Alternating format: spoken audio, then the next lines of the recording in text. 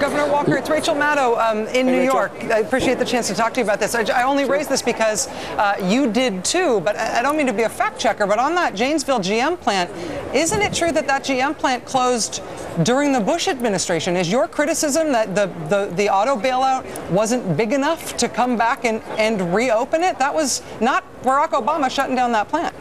No, it had 2 rounds of layoffs and ultimately closed down just a few years ago.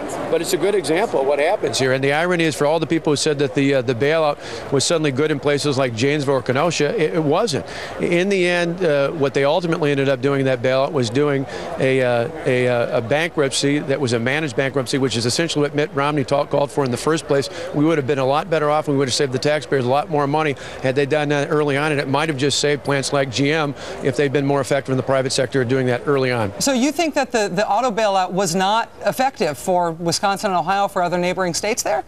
It wasn't in Wisconsin. If you ask the guys that used to work at GM in Janesville, if you look at the guys that worked at Chrysler in Kenosha, they don't feel like it was effective because they're not working today. What we need is true prosperity, and yet it comes really more effectively through the private sector, and that's what Paul talked about tonight. He didn't just talk about the budget. He talked about freedom and prosperity. Those are the things I think independent voters as well as the base cares about in the state of Wisconsin.